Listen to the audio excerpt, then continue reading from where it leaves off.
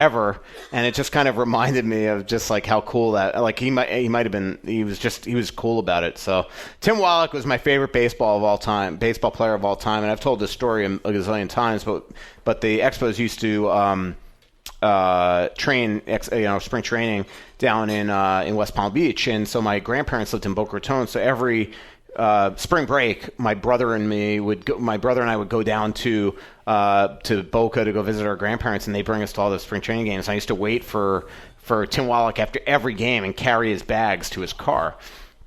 And so fast forward, like I'm covering the Marlins during the 2004 lockout, and he's the hitting coach for the LA Dodgers, and they're in for a spring training game in Jupiter or wherever the heck. Yeah, Jupiter is where the Marlins had spring training. And so I went up to him and I told him the story, and he absolutely remembered it.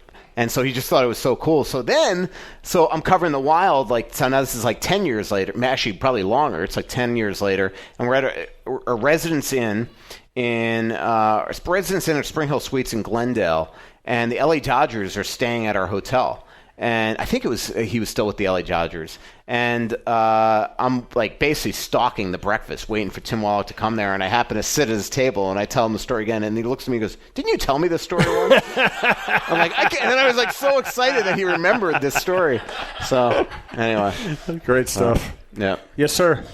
Wow, look at you. You're back. Mike Burgoyne. Mike, you're here. Mike is a longtime listener that would call up and ask me, like how come Houston, he'd be always upset with the prospect pool in Houston. Now he's got bigger problems. And years later, you were right.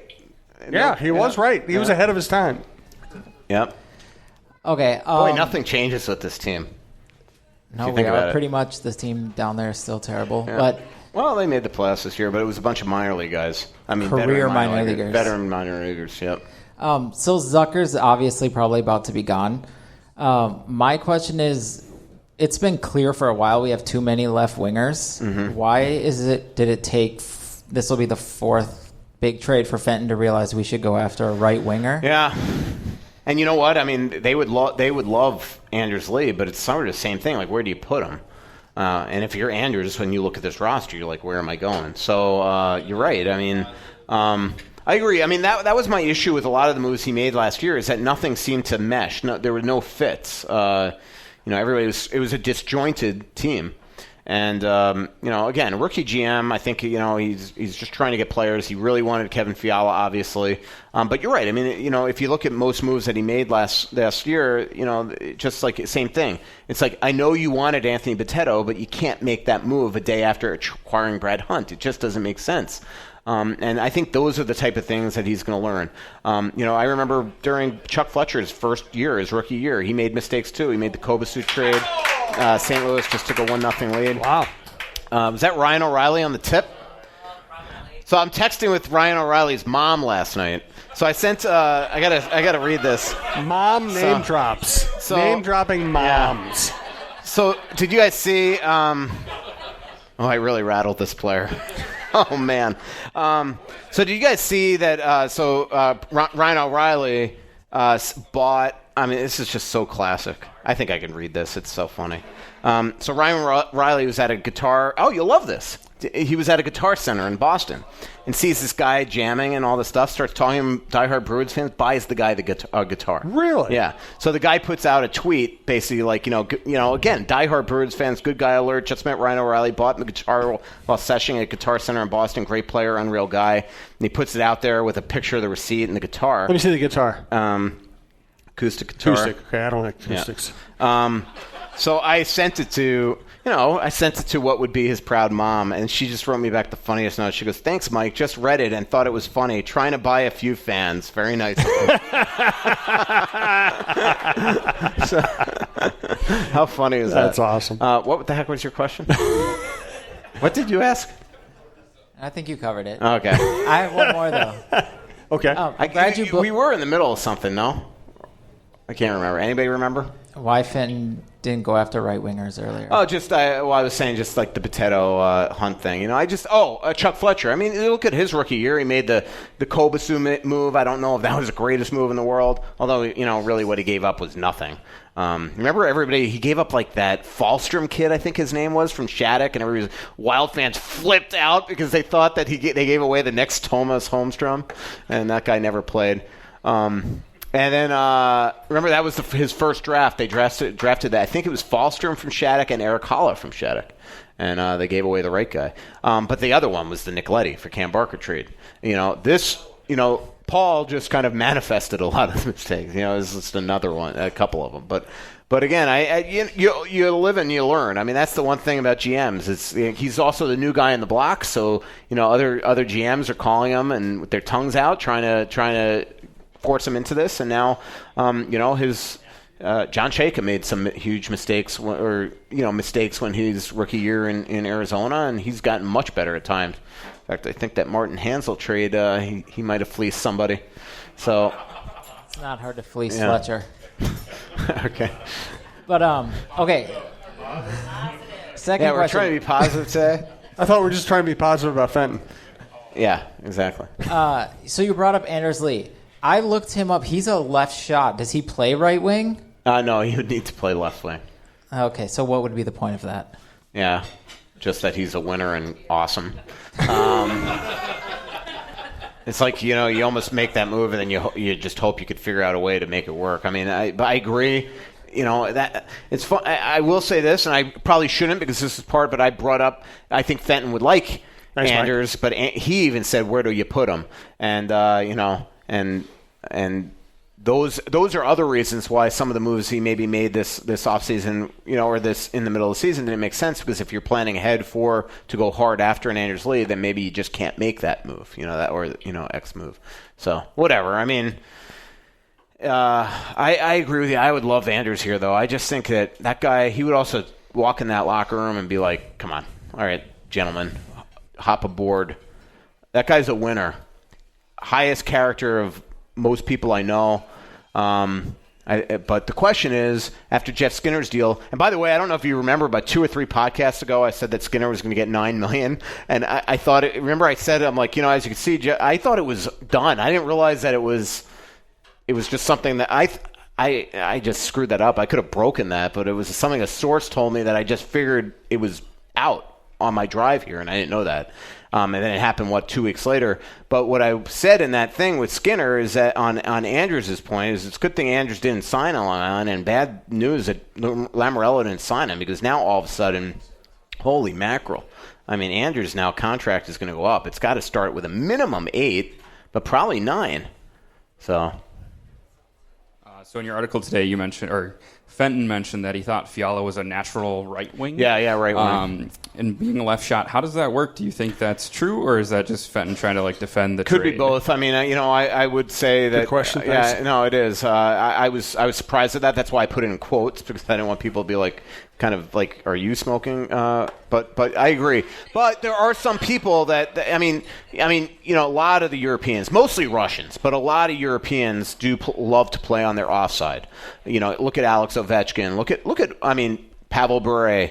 A lot of Russians grow up playing on they want to come into the zone where they could cut to the middle on their forehand, where defending it's the problem. But he's saying that Fiala, but I do want to almost fact check it with Fiala, because I just kind of remember, when Fiala was acquired and I interviewed him for the first time in Winnipeg, and he was a great interview that day. And he said, I'll play anywhere, but I remember him saying, I'm usually a left wing, but they're going to have me play right wing here. So I gotta check that out. So, but the reality is that Fiala is going to have to play Fiala or Donato or Zucker or Parisi or whoever. I mean, there's or Greenway. I mean, there are going to have to be a couple guys that play on the right side. So, but I could also see the Wild, if they could create some roster spot. There are some interesting right wings available. I mean, I think the Wild would love Joe Pavelski. There's obviously Eberle out there. Wayne Simmons is somebody to keep an eye on. I could see the Wild being interested in him. Donskoy, Corey Perry. Anyway, we're just going to go old and slow now. The show, you mean? Yeah, exactly. So, subscribing to The Athletic. Thank you. For you, but also still the Star Tribune. Thank so I just you. want to say we that both first appreciate of all. it. Thanks. My favorite other writer to read that writes about hockey on The Athletic is a guy named Don, and then First of all, how do you pronounce his name? I have no My brother clue. and I. Lushusian or something. Okay. I don't know. He shadowed me at a Toronto game like 2 seasons ago, and he is like, this guy is way above his years. I mean, he's a young kid. He was shadowing looks me. young, yeah. And he is brilliant. I mean, he's one of our analytics writers, and he did a number on Paul last week, which I don't think he was pleased with. Yeah. I actually wanted to ask about one of his other articles. Wow, Blues up 2-0. How about that? Yeah. Of course, if you're listening to this tomorrow, you already know that. Wow. Go right ahead. It was 7.9 seconds left, too. Wow. Petro. I was talking to somebody today that told me Petro stinks. I'm like, what are you talking about? He's a heck of a player. This, by the way, can I interrupt you on a just totally serious? I was just talking to an agent, and we were talking about the Blue Liners next year. And, it's unbelievable, the free agents that are like Krug and Petro and Yossi and Spurgeon. It's like on and on and on of, like, stud defensemen that are up next year. Sorry, what was your question? Sorry, I was just watching the replay. That was a nice goal. Beautiful goal. He wrote an article about 15 ways that would improve the on-ice product of the NHL, I don't know, like a month ago or something. Mm-hmm. And about every one, I was like, yes, absolutely. Uh-huh. But the main one was 4-on-4 all the time, or Olympic-size ice. Yeah. Do you think the players have gotten so good and so big in the modern era that they've outgrown the surface? Yeah, except the Wild. Now we're going to be positive. Oh, no, that's 3-on-3. Keep going. Brandon? Oh, no, Brandon is not erasing any of this. In fact, no, what we're going to do, we're going to take this section and move it to the front. Yeah, the problem with, I read that too, and I don't disagree with them, but the problem with all that stuff is, one, the PA would never agree to. It'll never happen. Yeah, but like would it make the product better? Oh yeah, I think it would.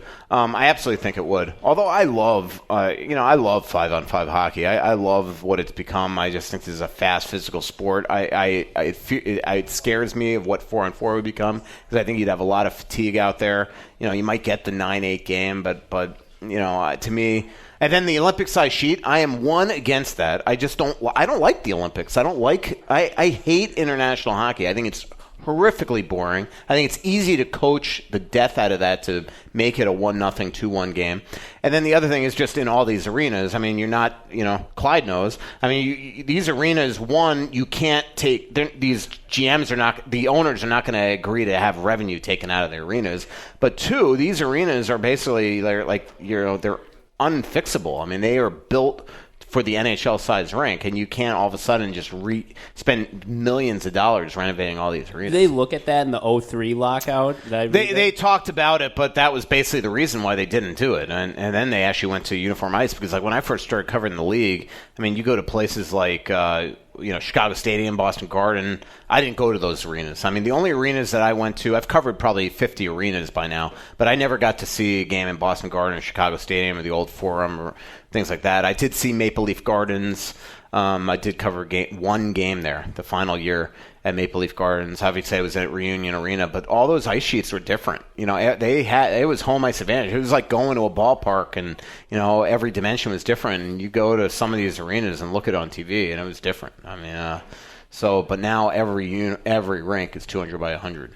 So. Thanks. Yep. Thank you. Good questions. Great questions from everybody tonight. I asked for Twitter questions earlier. We haven't gotten any because we've had so many good questions here. Yep. Keep the streak alive. Did you have your date with Lunani yet? Not yet. He's looking Did he agree to do it? He's like in the middle of the ocean right now. Yeah, he agreed. We'll see what happens. But and he's not even kidding. He will do it. He will be humbled and love it. Yeah. He looked very serious. He might even let you talk a little bit. I hope so. So you obviously have a lot of sources, right? Maybe. Allegedly. Yeah. And so I'm curious, what is their motivation for wanting to give you this information? That's a complex question. It's a complex question. Well, I was a beat we'll writer. talk over a couple beers. I was a beat writer for a long time. I can probably be less diplomatic than Michael is. Some people actually like the truth being out there. Some people want to cultivate good reporter sources that they can get information from. Some people want a horse trade. They know if they feel like Michael has a great source in the Wild organization and they can give him some